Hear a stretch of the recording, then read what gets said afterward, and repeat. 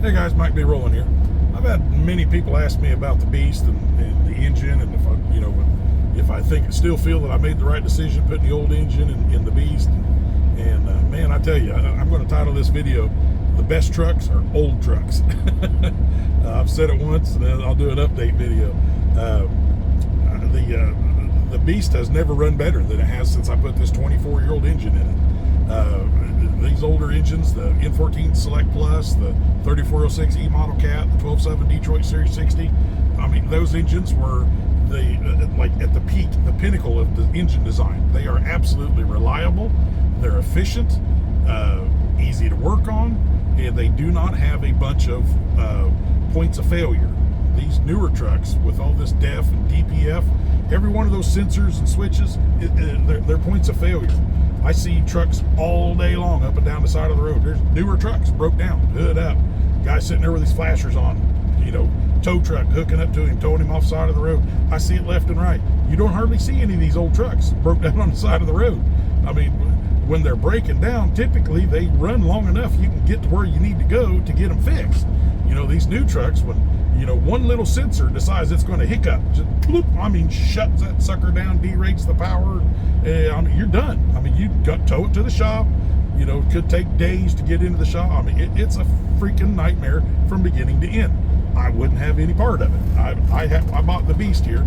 It was a 2013 Kenworth T660, and I bought it. I was looking for a glider kit at the time. I was looking for like a Freightliner Coronado or a 389 Pete. I like the Coronados.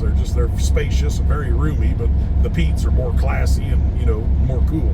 They ride better too, but and they're more expensive. But I was looking at glider kits. My formula, I always buy trucks around 500,000-600,000 miles, and run them up to about 1.2 million miles.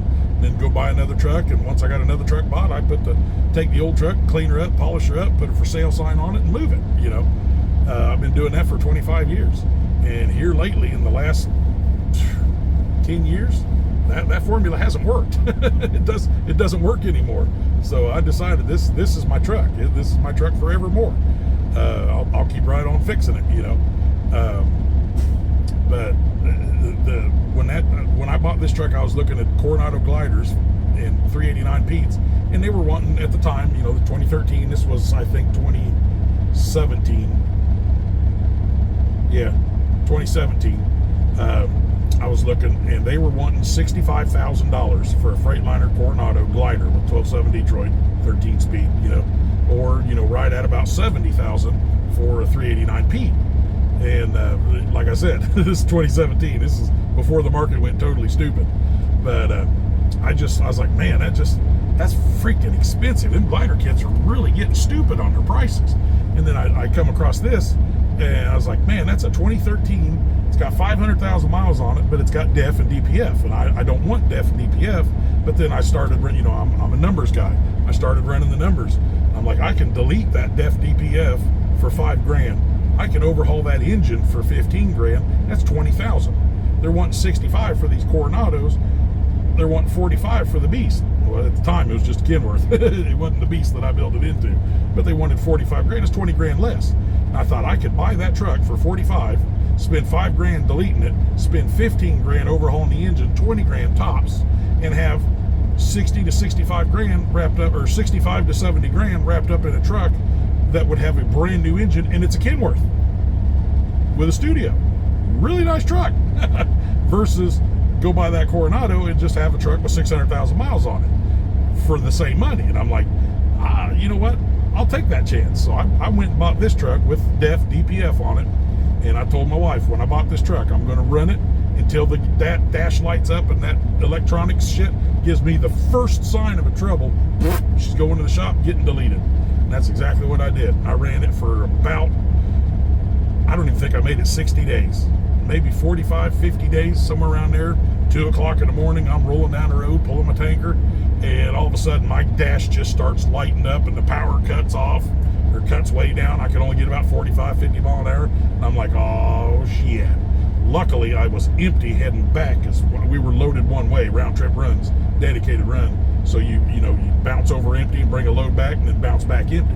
So luckily I was on my way back across empty when that crap went down.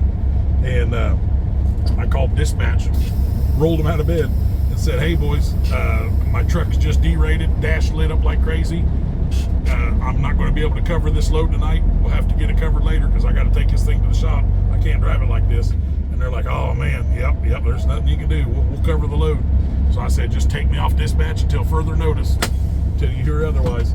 Because this old girl's going to the shop, And I took it straight to the shop, spent about $5,100. Deleted the DPF, def DPF, bypassed the hot box. I mean, ran like a champ for the next 4 years, 3.5, 4 years. Didn't have a lick of trouble out of that truck. Once I deleted that crap off of there, ran great. And so I thought, man, that's all right. This deal worked out pretty good. This is a pretty good old truck. Well, then about 865,000 miles, the camshaft just ate itself alive. I mean, it was done. So I towed it to the shop and had it fixed, and that was a big nightmare. I had a big falling out with my mechanic. He decided that he needed to harvest corn for his brother and bale hay for his cows instead of working on my truck. And he had my truck in the shop for an ungodly amount of time, something like 71 days. And thank God the company I was leased on with rented me one of their trucks to keep me running. And I finally got mad and went up there with a tow truck and told him, I said, hey, round up all the parts for my truck. I'm putting them in this trailer right here. That tow truck's picking my truck up and taking it out of your shop today. This truck needs to be fixed, and you're not fixing it. And what I didn't tell him was that I'm probably going to sue your ass for tying me up for so long. But at the time, I just wanted to get my truck rolling. So I decided to, the hell with fixing that red motor. It was going to be like $17,000, $18,000 to fix that engine, tear it apart, cam it, it was going to be a nightmare. And once again, I ran the numbers and I thought, man, I'm better off to convert the damn thing and never have to worry about that overly complicated ISX engine ever again. So I went down to the junkyard, found a 99 Peterbilt that had just rolled over like a week before, maybe 2 weeks before. So I knew the engine was fresh. There was a 3406E Cat sitting outside that nobody knew nothing about it, and what truck it come out of, how many miles. They didn't know nothing about it. And then there was this N14 that we knew how many miles was on it, but not since the last overhaul, just how many miles was on the truck. And I knew that N14, the one I've got now, was fresh. It was on the road and running up to at least 2 weeks ago. So I bought that engine and hauled it up to the engine builder, told him to check it out and put new rods and mains in it, and let's send it. So he flipped that engine over, pulled the pan, pulled all the rod and main bearings off of it, scoped the cylinders, said, man, that engine looks good. You got good cross hatching in your cylinders. Said that engine looks real good shape. He said, rods and mains, you should be fine for quite some time, quite a few years out of this engine. I said, cool, man. So they put new rod and main bearings in it, and shipped it up to the shop that changed it out for me. And they had already pulled the ISX out, had the hood off, had everything off, had the ISX engine out of there, had it sitting over on a block over there, put that N14 down in the beast. And if you look at the very first video on my channel, was the first startup of the beast, the N14. That was the first startup when they put that engine in there. Man, I was ecstatic. That was about, altogether, it cost me something close to $35,000. Paid cash, didn't have to borrow a penny. I was ecstatic to have my truck, almost ready to go. Just finished putting her all together. And I got that thing out of the shop, and I've been running it. See, it's been, I think, 3 years now since I put the engine in it. Man, just nothing but good things to say about the N14 Select Plus. I love this engine. It is a hoss.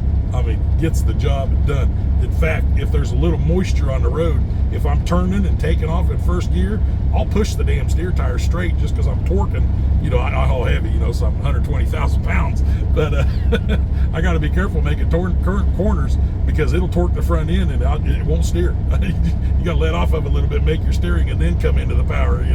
It's a monster. That's why I named it the Beast. This thing is a beast. But I wouldn't have a newer truck, man. I wouldn't have them. If someone gave me a newer truck, I'd sell it to go buy an older truck. We got two guys that work here. One of them just bought a 90, 98 Peterbilt, 3406, 18 speed, nice truck. I mean, it's starting to show a little bit of age, but nothing you can't fix. Little polish, little chrome, shine her up, make her look good, replace the grill, whatever. Got a bent bumper, replace the bumper. There's nothing to these old trucks you can't fix. But he bought that truck, and he just, on his second load out with that truck, the radiator blew. It's like, son of a bitch. He was in a real pickle. Company loaned him, I think it was $5,000, about $5,000 to put a radiator in it. Company loaned him the money. He's been with the company for, a couple of years now, so they trusted him. They loaned him the money to put a radiator in it, and he's back out there running. He's got a few more gremlins in her. Whoever had the truck before him had the fan hub on the clutch was wired funny, and the AC didn't shut on and off. It kept freezing up because some kind of a switch was out of it, and he just hardwired the fan, and he's got it scheduled to go in the shop next week. He's run like that for 3 weeks to get the money rolling in. Now he's got enough money to take it to the shop and fix those two things, and that should be about the last of the gremlins. But because every used truck you buy is going to have a few gremlins, but no, he's just happy as he can be, man. He's an owner op now. Now his brother-in-law, technically, he's on the same run, same company, same everything, and he's a company driver too. And now he's out looking at trucks. And he was asking me just yesterday how I like the N14. He's like, yeah, I looked at the truck yesterday, or looked at a truck the other day, and it had an N14. He says, I kind of like it. I'm thinking about, going after that one. I told him, I said, man, you'd be a damn fool. I don't care how slow the economy is, how everything is. In our specific situation, in his specific situation, you're dedicated on a run that pays pretty good. Even when we're slow, we make pretty good money. When we're busy, we make tremendous money. So, in my book, you'd be a damn fool not to buy a truck. And he's like, yeah, that's what Tyler said too. And I was like, I told Tyler the same thing I'm telling you, that you'd be a damn fool if you didn't buy that truck, man. You're in like Flynn, just make more money, have your own truck, be your own boss. And so yeah, there's another one thinking about going to buy an older truck. Older trucks are better trucks. I don't care. I wouldn't own anything. I don't want to run E-Log, so I wouldn't own anything newer than a 99, or at least a glider kit with a pre-99 engine. But, if I had to go start all over, I would either, if I didn't mind financing a big price truck, I'd go buy a glider kit with a pre-E-Log engine. But be just about better off to go buy a 98, 99, 97, go get you an old 379 or W9 or, Freightliner Classic, whatever floats your boat, whatever kind of truck you want. Or if you want to go cheap, go get you an old International 9400 or a Freightliner Columbia, or I don't think they make Columbia 99. Century, I think they still made the Century then. But, go get you an old Freightliner, an old International, something like that. You can pick them up for under 20 grand, 15 grand, some of them under 10 grand. They're going to, there's going to be wear, there's going to be maybe some interior damage or whatever. No big deal. This ain't a fashion show. Clean her up, put her to work, But myself, I'm in a little better financial position, 25 years in the business. I might go ahead and, I guess it depends on the situation. If it happened right now, as slow as everything is, I'd probably go buy the old truck. But, if things start picking back up, maybe after the election or whatever, and then I would need to buy a new truck, I'd probably go, I might go 100, 120, 130 grand into debt and go get a nice glider kit, 3, 4, 5-year-old glider kit, something like that. But I really don't like being in debt. I like being debt free. I don't mind driving an old truck.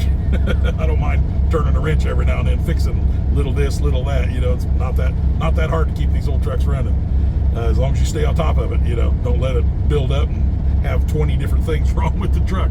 Fix them as they need fixing. But hey, time to move up again.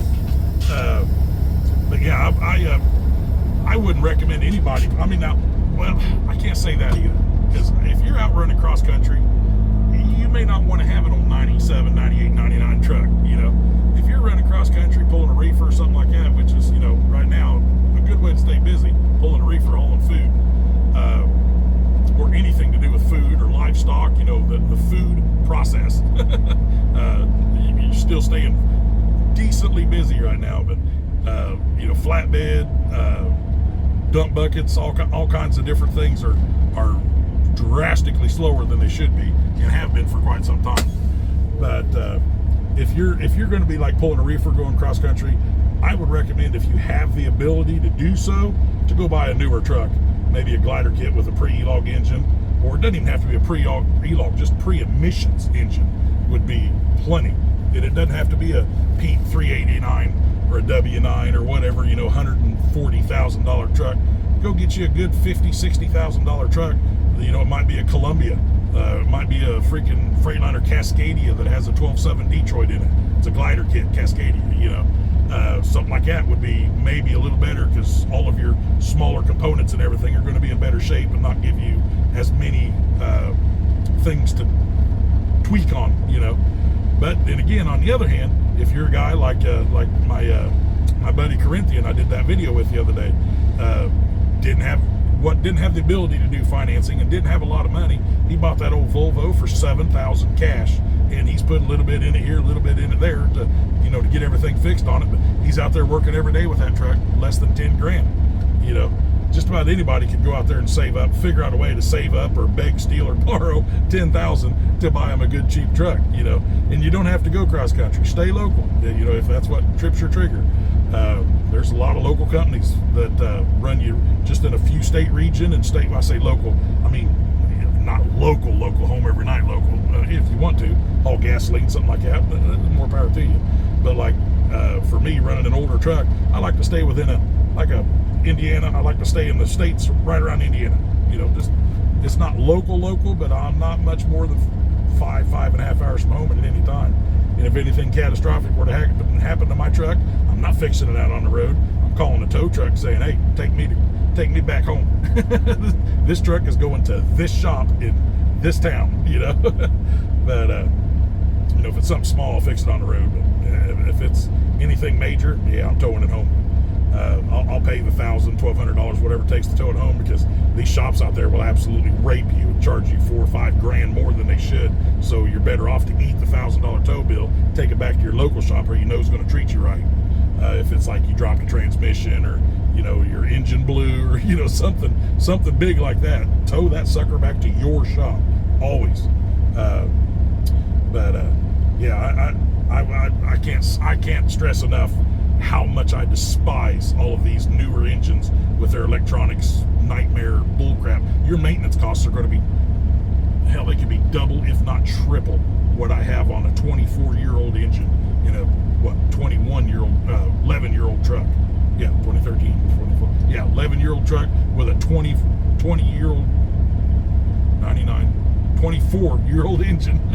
Man, it's too hot out here to do math. But yeah, I wouldn't own it, man. I wouldn't have any of that new crap. It's garbage. Your maintenance costs. The whole way to stay profitable in trucking is keep your overhead low, your work ethic high, and don't turn down loads. Just it's a simple recipe. You're almost guaranteed to succeed. But anyway, just want to throw that video out there real quick. But you guys know what to do. Like, share, subscribe. Catch y'all later.